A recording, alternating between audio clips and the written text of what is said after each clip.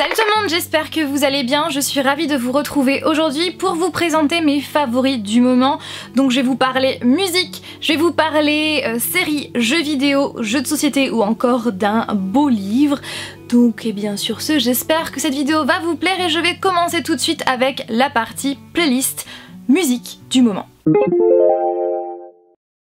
La première musique, c'est Strangers de Sigrid, que j'adore. C'est une chanteuse que j'aime vraiment beaucoup, que j'avais découvert grâce à Justice League, grâce au film Justice League, où elle avait fait une reprise de Everybody Knows pour le film. Et j'ai tellement aimé sa voix que après cela, je suis allée voir si elle faisait d'autres musiques et je suis tombée sur cette musique-là, Strangers, que j'adore. Aussi bien les paroles que le rythme, que la musique. Enfin bref, j'ai envie de chanter, j'ai envie de bouger avec cette musique, je la trouve très entraînante et j'en suis complètement fan. Et n'hésitez pas à aller voir le clip, j'adore le clip parce que voilà, j'adore sa façon de bouger, sa façon d'être et de toute façon je vous mettrai tous les clips en barre d'informations de toutes les musiques que je vais vous présenter. Our stories after the end, like strangers, perfect pretenders.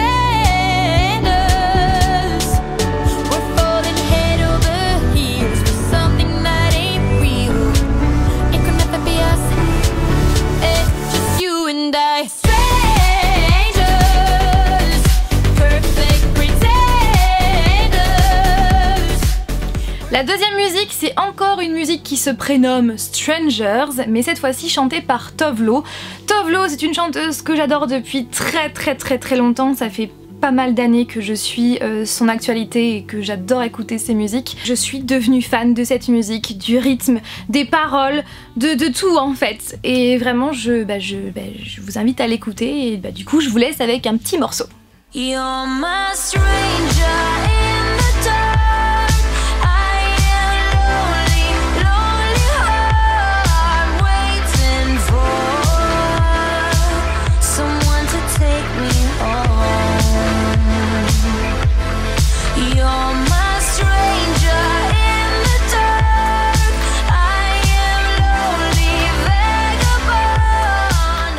La troisième musique, c'est Once We Can Fly de Keymotion ou Keymotion, je ne sais pas du tout comment ça se prononce.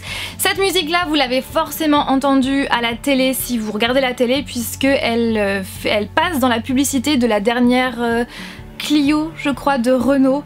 Et c'est grâce justement à cette publicité que j'ai découvert cette musique et depuis j'adore l'écouter en boucle. Je suis fan des paroles, de la voix de la chanteuse, mais aussi de l'instru. À un moment, la guitare, enfin je suis trop fan, vraiment. Donc d'ailleurs je vais vous laisser aussi ce morceau là pour que vous puissiez aussi l'entendre.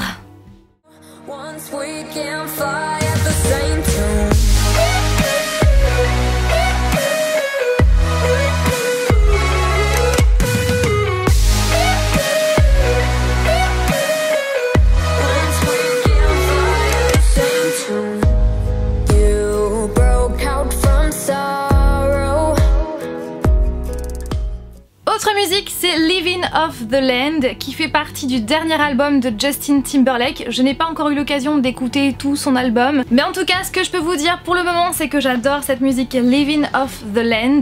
Elle est tellement apaisante cette musique, je ne sais pas pourquoi mais je la trouve vraiment apaisante et je ne sais pas pourquoi mais à chaque fois que j'entends cette musique, eh bien je vois les moments où dans Twilight on voit la plage qui s'appelle la Push. Je ne sais pas pourquoi. Je vois cette plage quand j'entends cette musique là et voilà.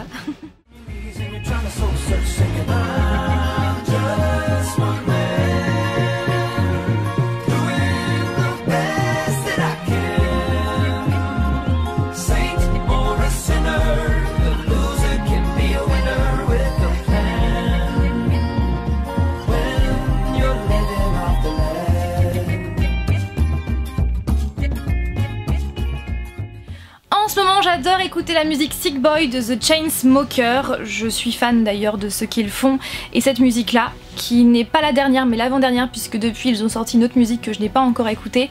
Et Sick Boy, je trouve les paroles très profondes et j'aime beaucoup le rythme vraiment, donc je vous laisse avec cette musique là.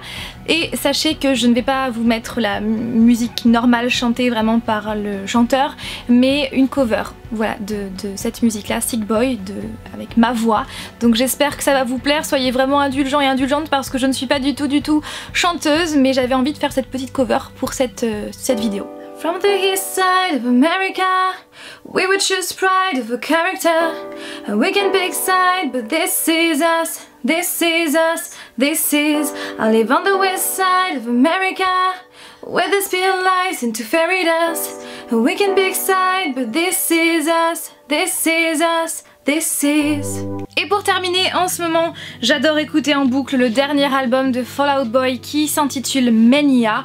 Donc nous l'avons en vinyle tout simplement parce que nous n'achetons plus de CD mais que des vinyles, parce qu'on adore les vinyles, on adore le son et qui est différent, et aussi ce sont de très beaux objets. Et en ce moment, celle que j'écoute encore plus en boucle dans cet album, c'est The Last of the Real Ones, que je trouve mais tellement entraînante. À chaque fois j'ai envie de sauter partout, de bouger de partout tellement elle est entraînante.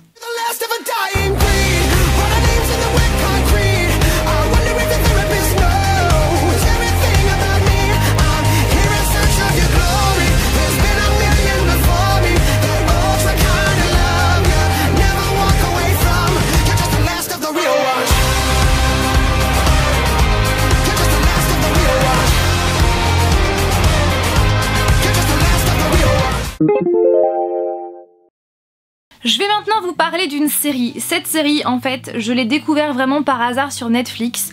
D'ailleurs, sachez que concernant les séries que je vous ai présentées dans cette vidéo, je vous en reparlerai comme ça au fur et à mesure, parce que j'en ai commencé certaines et je préfère vraiment voir les saisons entières avant vraiment de me faire un avis. Donc je vous en reparlerai un petit peu plus tard dans l'année, quand j'aurai bien avancé sur ces séries. Mais il y a peu, j'ai terminé une série et j'arrive toujours pas à m'en remettre. Cette série, je l'ai vraiment découvert par hasard sur Netflix. C'est The End of the Fucking World, ou plutôt The End of the avec plein d'étoiles, World, qui est une série mais tellement inattendue, tellement what the fuck, tellement génial, j'ai envie de dire, bourré d'humour noir. Donc si vous êtes fan de ça, si vous aimez l'humour noir, vous allez adorer. Par contre, si vous n'aimez pas, passez votre chemin.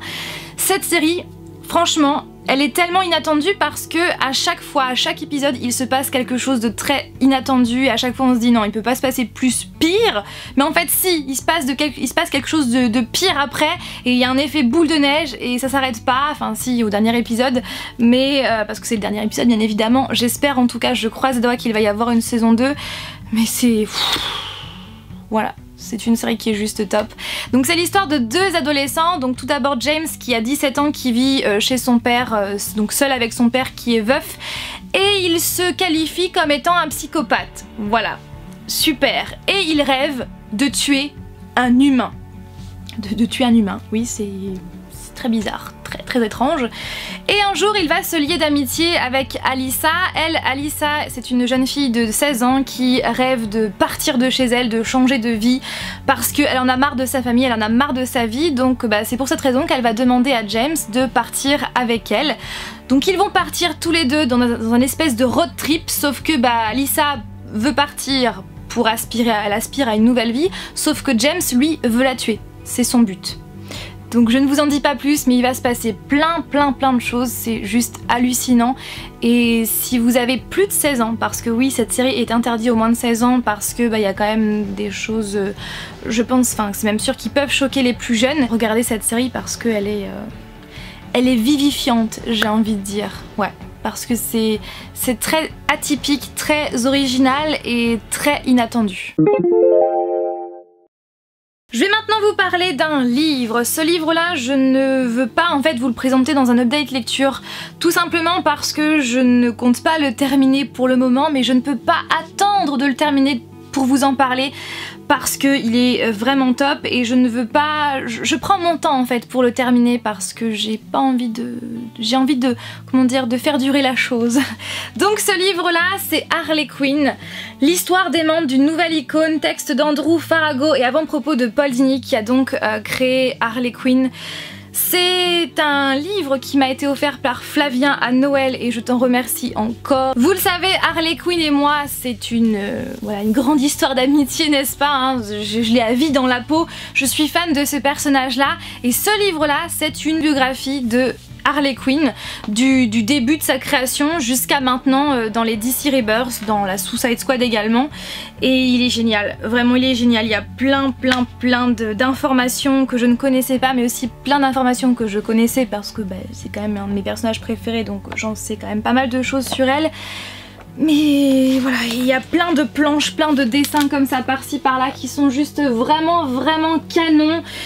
C'est un livre qui est parfait en fait pour les fans d'Harley Quinn. Donc là on a Catwoman avec Harley Quinn et l'inspecteur Gordon. Ensuite il y a la couverture de Mad Love, un de mes comics préférés de tous les temps.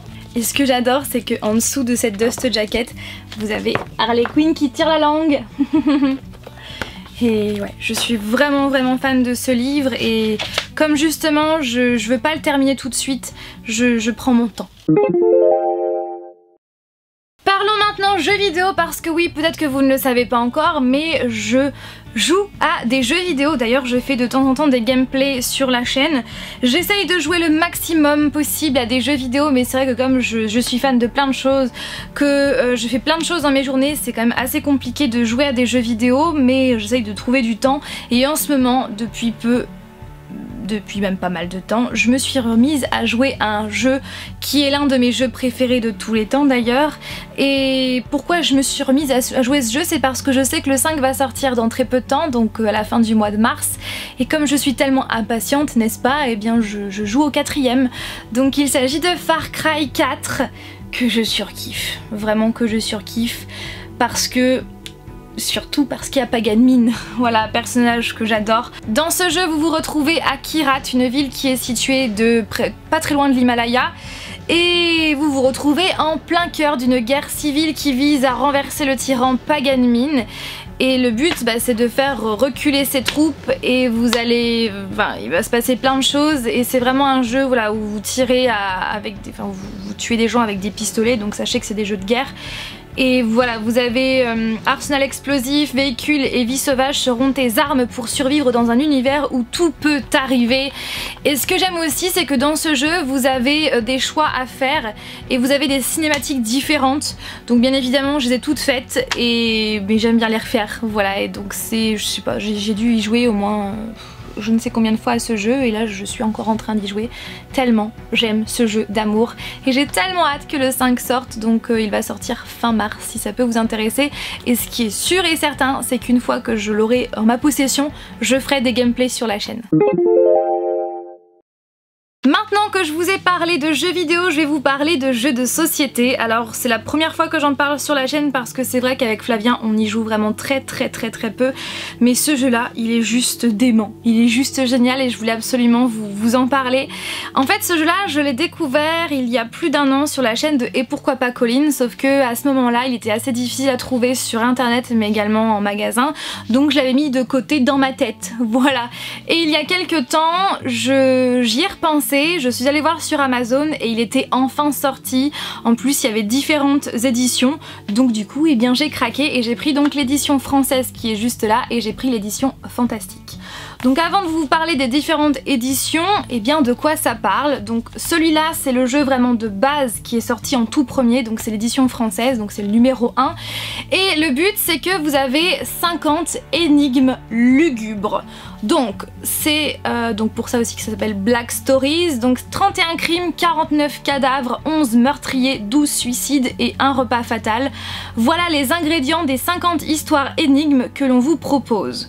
Donc pour vous donner un exemple, je vais prendre une petite carte, donc vous avez plein de cartes comme ceci, hop, donc vous avez la notice et vous avez plein de cartes comme ceci où vous avez l'énigme devant et les réponses derrière.